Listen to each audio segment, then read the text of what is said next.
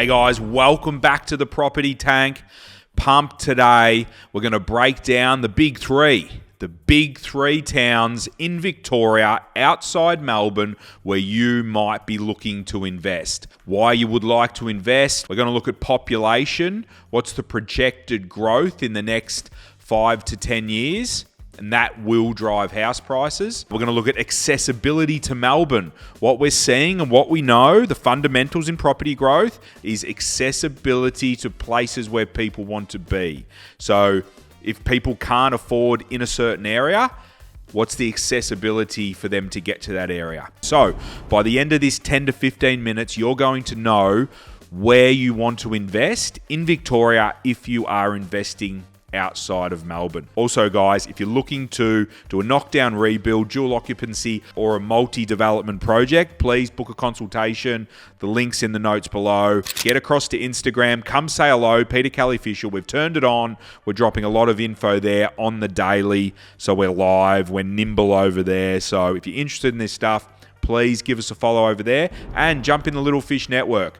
Heaps of property professionals across the country are in there learning, helping each other. My team's in there. I'm in there. Lots of resources dropping there all the time. So make sure you jump in. It's free. Become a fish. No reason why you shouldn't. Thank me later. All right, guys, let's get into the episode. I'm going to start with Geelong. Geelong, one of the big three. Let's start down there now. A lot of infrastructure's happened down there. A lot of cranes in the sky down there. Spirit of Tassie now docks in Geelong. So there's a fair bit happening there. The property market has declined 10% over the last 12 months. Now, we've got to keep that in context, right? So we've seen strong growth over that COVID period, and now we've got a bit of a soft landing. But people that know that market down there, when you dive into the specific suburbs around Geelong, some suburbs are sitting at 5 to 8% up in the last 12 months. So there's suburbs inside the macro market that are bucking the overall trend, that are seeing growth, but the overall marketplace is down 10%. So to me, that tells me that overall, during COVID and these sorts of times, Geelong is a regional centre that went up in value. But then you've got the blue chip areas in there that are continuing to show reasonably steady growth. But then you've got the areas in there that really come off hard. They went up really sharply. That's definitely something to watch, and that's something when you're looking in any of these areas, whether you're in Melbourne or regional centres of Victoria or anywhere around Australia, there's always areas inside the areas, and that's why the professionals win. Okay, Geelong's medium house price, 880,000. At the end, I'll wrap all these up so we can compare the big three and compare why their medium house prices are where they are and potentially wherein lies the opportunity. But Geelong, 880,000. Population sits at 270,000. Now, this was it as of 2021. So let's assume that population growth has obviously increased since then, but we need to compare apples with apples, and that's what we're doing, and that's where our data is from, 2021. So 270,000. It's tipped to grow in the next 10 years from 2021, which is probably an extra 6 years, tipped to get to 340,000. It's a big jump, and what we'll see compared to the other regional centres, how big a jump it actually is. Let's talk about the accessibility, because that's the big driver. Geelong is circa 70 kilometres. CBD of Melbourne, CBD of Geelong. So 70 kilometres is pretty good, and that highway is pretty good. And if you're jumping on a train, the train's pretty good. I've done it myself. You can be sub an hour from Geelong to Melbourne, pretty straight runs. All right, guys, let's get into Ballarat, the gold mining town, the gold rush. Go find ourselves some gold. Is the property gold up there? That's the question. That's what we want to suss out. So medium house price as of 2025 is 580,000.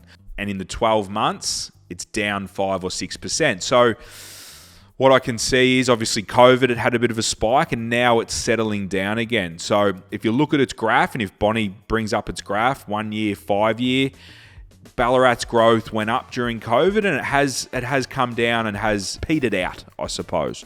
So that's something that you do need to watch in the Ballarat. We've got population, and this is 2021, remember, where apples and apples, Geelong was 270.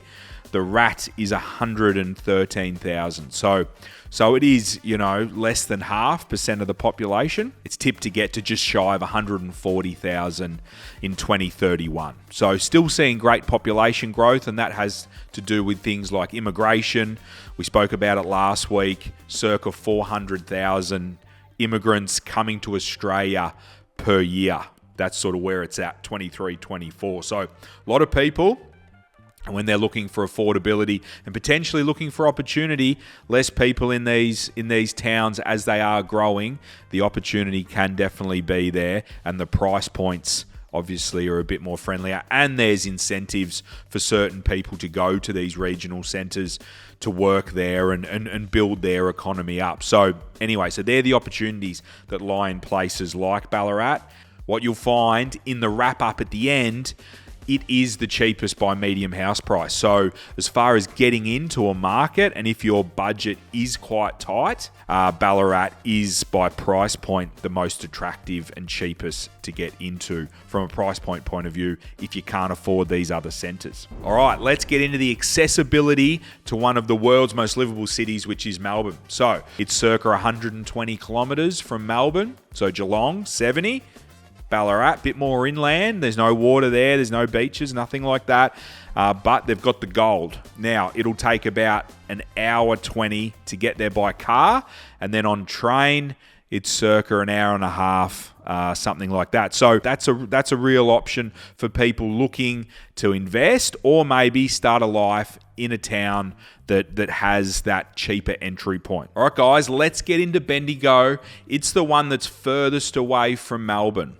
Beautiful up there, more of a quieter town.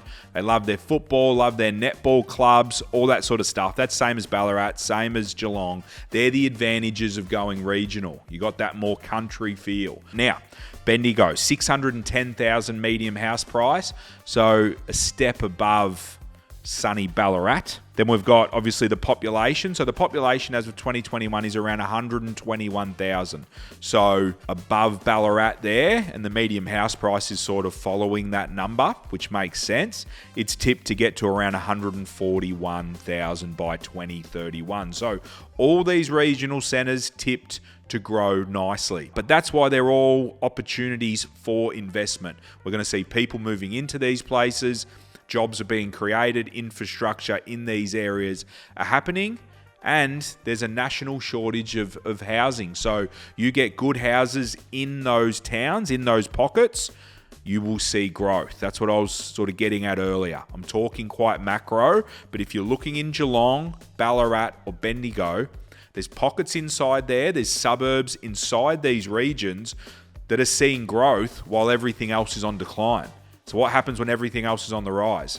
I'll tell you what, those ones move quickly. So this is what I'm saying. All these suburbs have got opportunity, but we're breaking down where you might see yourself, and you might have ties to these regional cities. You might have grandparents in Bendigo, auntie and uncle in Ballarat. You might have travelled there and been there as a child. So some people have a bit of an affiliation with a region, and sometimes that can make them feel more comfortable and more bullish on investing in these certain suburbs. So we can't ignore that, but we're just looking at the facts, looking at where we think these regional centres are heading.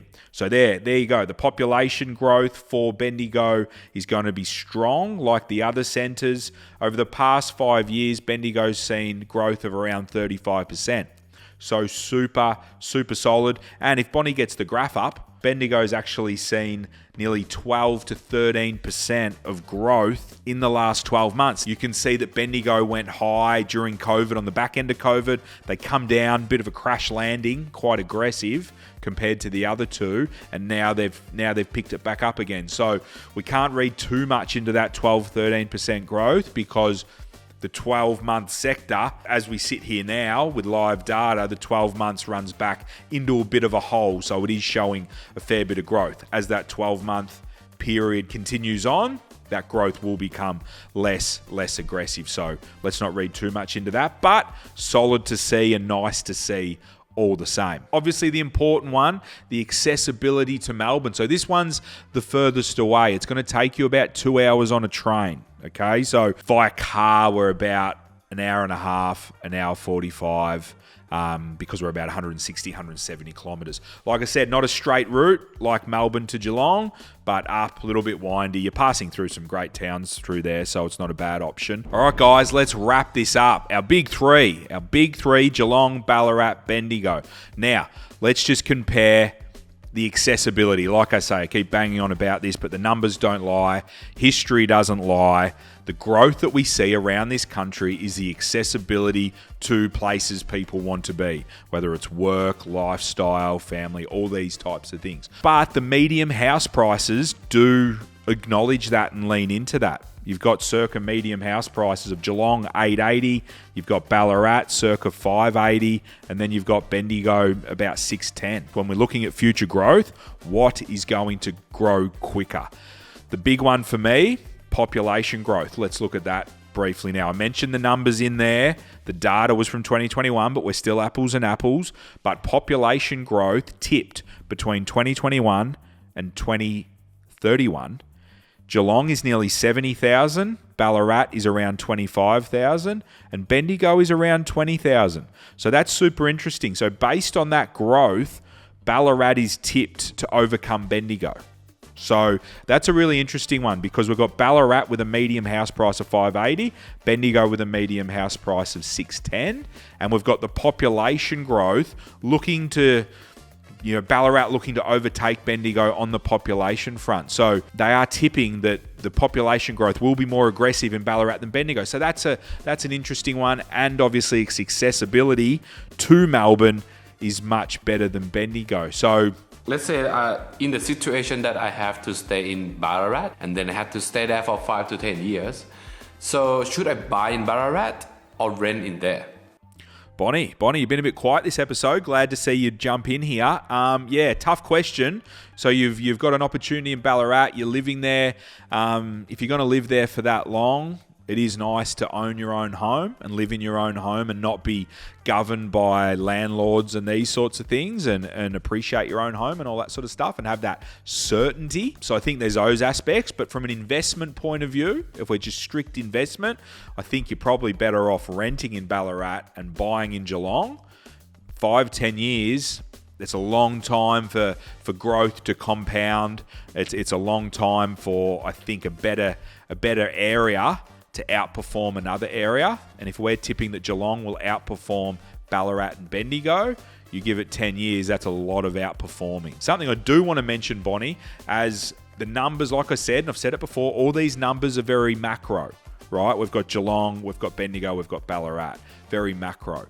Once you get into these areas, and if Ballarat's the one for you, or Bendigo's the one for you, or Geelong's the one for you, if you've got a professional on your side, or if you become a professional yourself and you do the hard work yourself, which is great, if you can do that, there's suburbs inside these areas.